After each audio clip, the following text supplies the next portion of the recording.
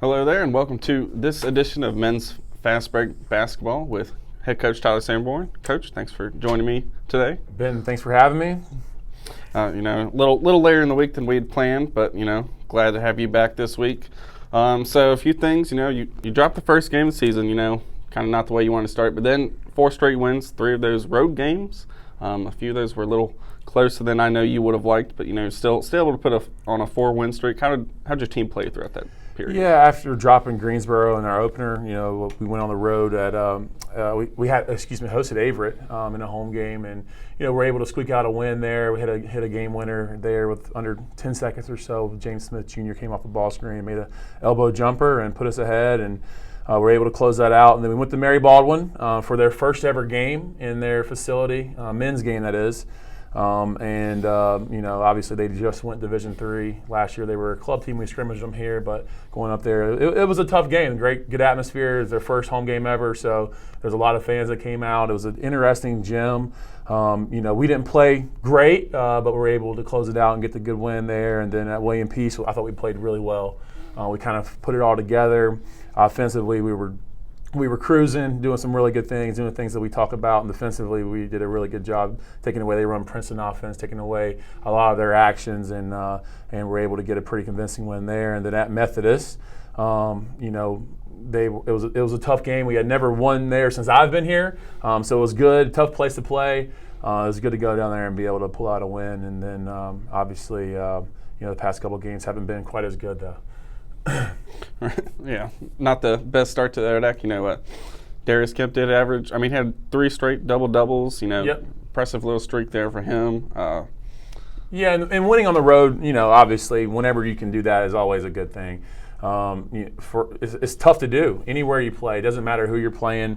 Win on the road, getting on a bus, riding 2.5 hours.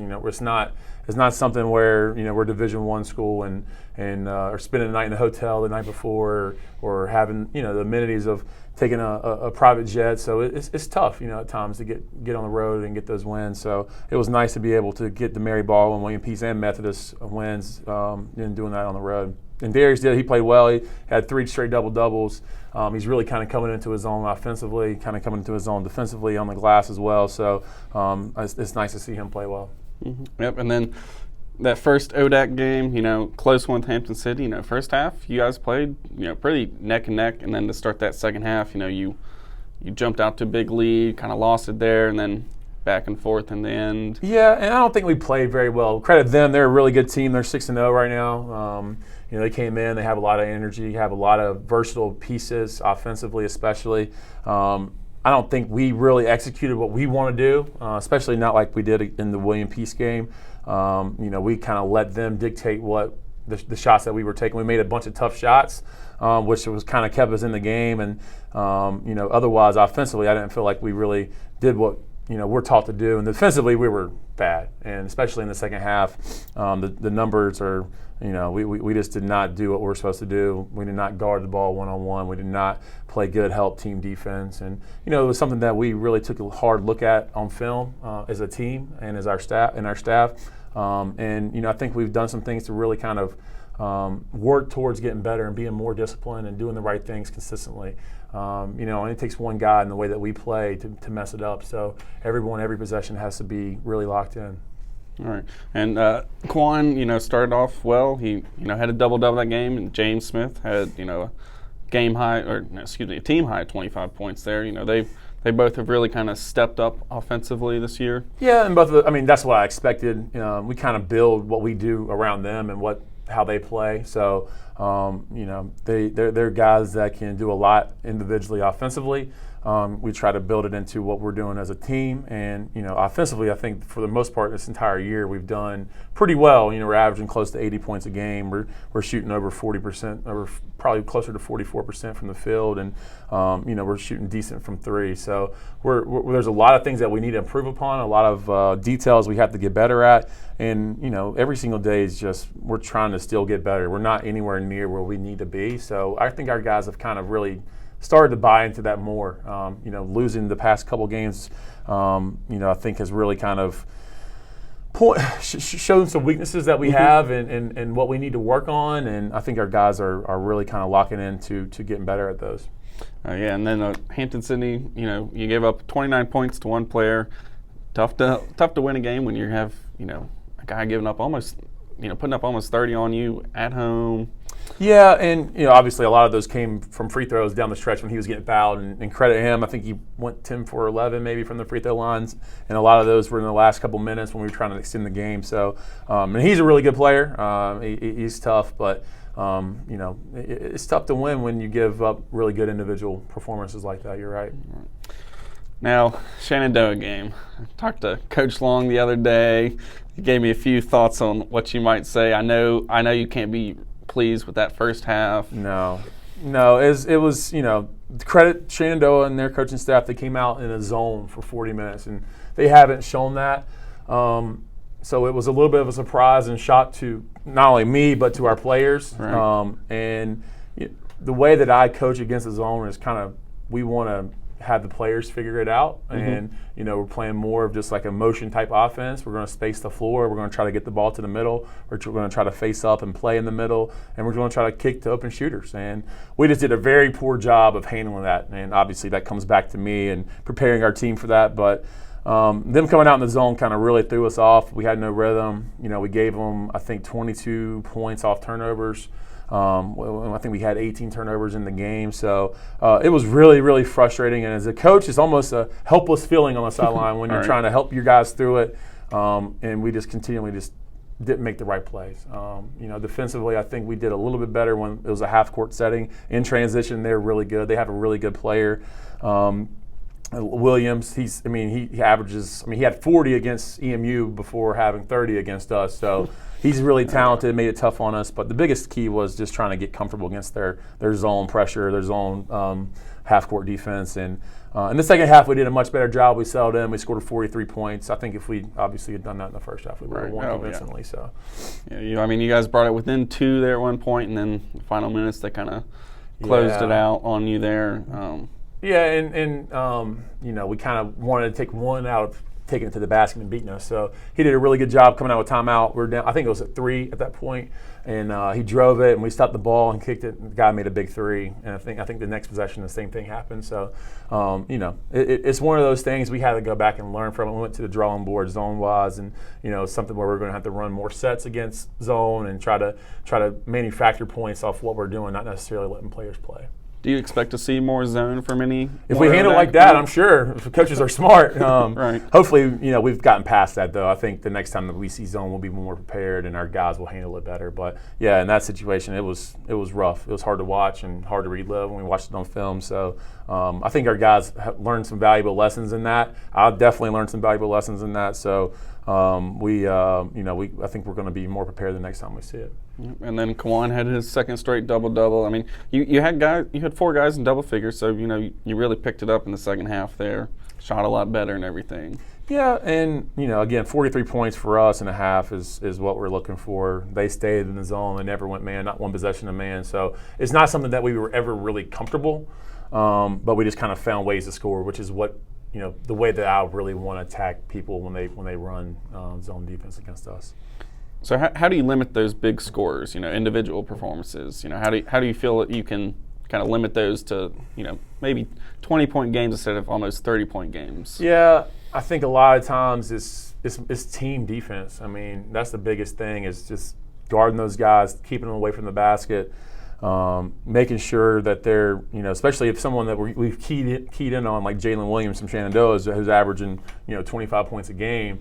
We got to do a great job team-wise, keeping him away from the paint, keeping him outside the three-point line, guarding him, not over, trying to be too overly aggressive against him, trying to get steals and things like that. Just being really, really solid. I think that's the way that we can do it. We're not great at being solid, and haven't been great defensively because, as I mentioned before.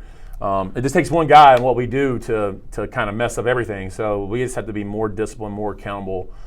Every possession and every single person has to be that way. So let's talk a little bit about your next opponent. It's an ODAC game at home against Guilford. They're 4-3. They're only averaging 65 points a game. It's your alma mater and Coach Long's alma mater. So does it kind of bring a little bit more into the game, knowing that you both went there?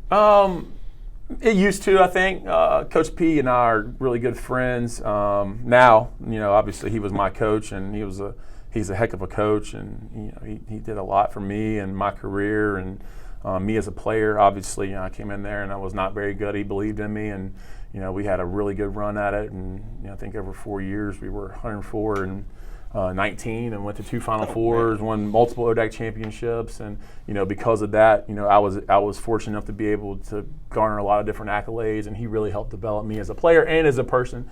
I take a lot of, I say that, but he's a defensive-minded rebounding guru. Like, he is so good at what he does defensively. They're going to be really, really solid, and obviously Carson and I understand what they're doing and what they're looking for because we've played for them. But they're going to make you make shots, and we got to do that consistently. Obviously, I think for us, the style of play will be more comfortable than it was against Shenandoah, where they're really trying to make us off balance by what they're doing defensively. Guilford was at High Point on not 2 nights ago. I guess Monday night, or excuse me, what's it? Tuesday night. There was a Tuesday night. I can't remember. I was watching it, and they were up 15 at halftime against High Point. Oh wow! High Point came back and won by 4, I think. So, High Point was selling for tough jump shots, which is what Guilford defense is built on, and it worked for them. And I think that it'll be a really tough game for us. And I'm always excited to compete against Coach P. I think that it'll be a good opportunity for our guys to see something a little bit different. All right. So what are you telling your guys? Offensively, they're good defensively. They're going to make you make tough shots. What's your message to passing that ball around and really finding a better open shot than? And that's the key. You watch it. I'm sure everybody watches us and like, man, we just got to take better shots. And that's what we're trying to get to. It's frustrating to me at times because we put the time and effort into our guys' understanding, and sometimes we just don't understand. And a lot of that, obviously, it comes back to me. I have to do a better job teaching. I have to do a better job of getting these guys to buy into. We have to take the right ones every possession. It can't be one possession, one guy comes down and takes a shot, then we go, and within the first 10 seconds, I think our kryptonite has been, all right, we force a shot within the first 10 seconds of the shot clock. All right, we go back and guard for 25 seconds. We come back and we force a shot within the first 10 seconds of the shot clock. Then we have to go back and guard for 25 seconds. All right, then we come back, and now it's somebody else's turn to take a shot in the first 10 seconds. So I think once we get past, trying to force things that aren't there, I think we'll be in a really good situation. And we have the talent to be able to score with anybody. I think we can defend at a high level when we're really locked in. But, the biggest thing is having our guys really buy into the fact that we have to get a great one every single time, and that makes us defend better because we're taking good shots. And typically, when we take good shots and score, our guys are more motivated on the defensive side. So, and I've noticed sometimes in games too that your players take better shots. They find the open shot when they kind of run that shot clock down to about 10 seconds. Sometimes less. Yeah, and we've done a bad job of forcing tough ones. Our goal is to get paint touches. We want paint touches playing inside out, off ball screens, off the drive, get on 2 feet, and then make good decisions. Either that's going to be a shot from the guy that's in the paint, or that's going to be a kick to the weak side. Getting our guys to understand and read is the key, and I think we're getting closer to where we want to go. I thought we were going to have a day against Shenandoah, and obviously they came out in zone, so it's been almost 2 weeks since we really been able to play against a set man defense. So going against Guilford will be he ain't going to play. I don't think he'll play 40 minutes of zone. I know that he might give us a possession or two, but he's really relying on guarding one-on-one. So we'll play against set man defense, and we'll see if we've improved. I hope we have. And then, December 18th and 19th, you play in the Hampton-Sydney Classic. You'll play Maryville, Tennessee. They're 6-1 right now. Then you play Mary Washington. They're a good school. One of their losses was actually to Randolph-Macon in a very close game. Yeah, and those will be good challenges for us. I'm excited about that. And, the hope was when I'd scheduled this year was that, obviously we're going to play those games early on, and hopefully, we'll have a good record. And obviously, no win for us is guaranteed by any means. But I wanted to schedule a little bit tougher before we got into the conference. So obviously, Guilford, this game is a non-conference game. We had a team back out, and Coach P needed a game, so we decided to play a non-conference game. And then these two games they'll be really tough. And we've played in this tournament before, or classic, I guess, before. So our guys that have been here should be pretty familiar for them playing at Hampton-Sydney. And we're going to stay at the same hotel. We're going to do the same thing. So those teams are good though. And obviously, as you mentioned, Maryville 6-1, and I think Mary Wash is 7-1 or 8-2 or something like that. I think they're 8 or 7-2 right now. So it'll be tough, but we're excited for the challenge, and I think our guys will be up for it. And then your last game in this calendar year will be at Brevard, December 31st. What are you looking to that game about? I don't know much about them yet. Obviously, going to Asheville, that'll be a trip for us. We'll stay overnight before that game. That'll be a big part of the preparation. With them, I haven't watched them on film yet. They're typically very disciplined. They guard, and they're going to run good stuff offensively. So it'll be interesting to see our guys coming back from Christmas break as well. That'll be a good barometer of kind of what they did when they went home. Right. Hopefully not too much. I felt like when we came back from Thanksgiving, we had a turkey hangover. Our guys were just lethargic for a few days. So I hope we handle the Christmas break a little bit better. Yep. So for those of you watching this, the next home game is this Saturday at 2 p.m. against Guilford.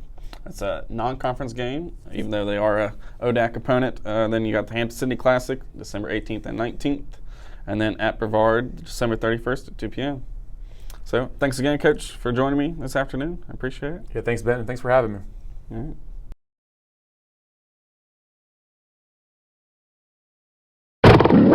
right.